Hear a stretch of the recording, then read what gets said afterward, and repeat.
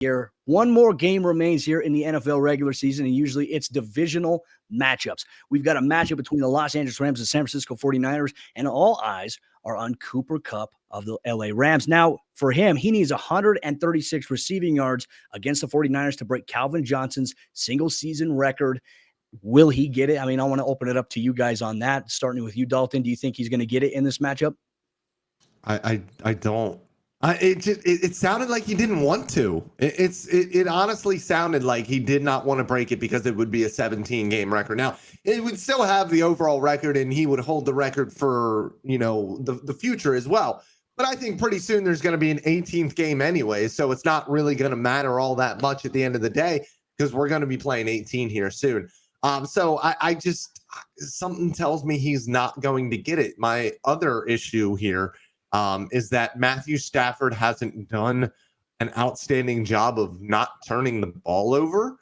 So maybe they do have to throw it so much. Maybe they get down a little bit and they're trying to get seeding in the NFC, trying to get that 2 seed. And they do have to throw the ball a ton, and he does have to get it. But they really shouldn't have to do too much this week.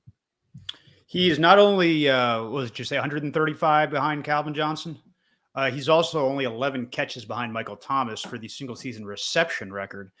And that's just like a first half for Cooper Kupp some weeks. I mean, they throw the ball to him so much. He's such a high-volume player that I think that record will fall. It's amazing. Assuming the game is competitive, he's such an enormous part of their offense. And they're not going to – it's not like the Rams are not going to run plays that they think have the best chance of success. On the off chance that he breaks a record he doesn't want to break. That would be stupid. Bubble screen. The way that they get him just butt-ass naked open on the field is amazing to me. I have no clue how they do it because we see all these other teams outside of Green Bay who they just constantly throw the ball to Devontae Adams and it doesn't matter.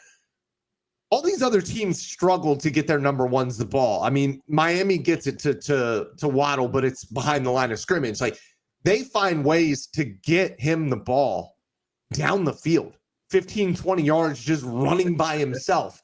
And I think that's a testament to just how good Sean McVay is. And I think it's a testament to just how good Cooper Kupp is and how you can use him because he really is another tight end on the field at 205, 210 pounds. I think he does get it. Look, that 49ers secondary, they have a very hard time, the cornerbacks, at finishing when the ball's in the air. Usually their coverage is good for the most part on deep routes, but they just have a hard time playing the ball in the air. And I think Cooper Kupp, he's just so good. He's hard for any DB to have to cover in one-on-one situations, even bracket coverage. That's where they go to some soft spots there. I imagine this is going to be a game.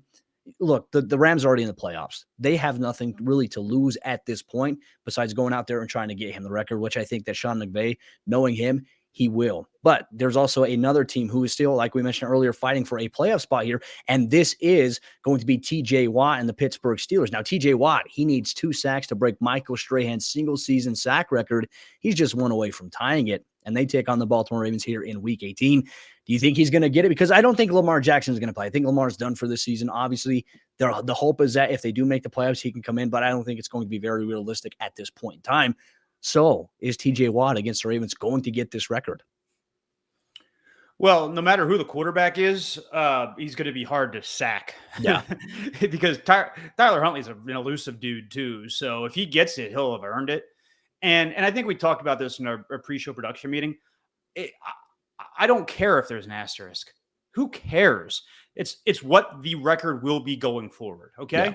And it's a completely different game now than it was last year. Just like it was a completely different game in 1978 or whatever it was when they added 2 games from 14 to 16 than it was before. We don't say, that touchdown record, that the 50 touchdowns you put up, that doesn't count because there are 16 games as opposed to 14. No, it's what the season is. And you can say this is the record for this era. That's totally fine.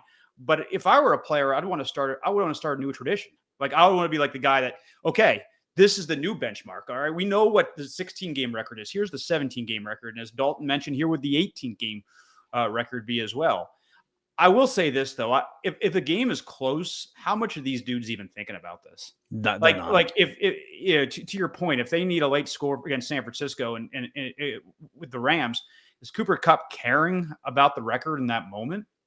When Brady broke one of those records, he didn't even want to stop a game.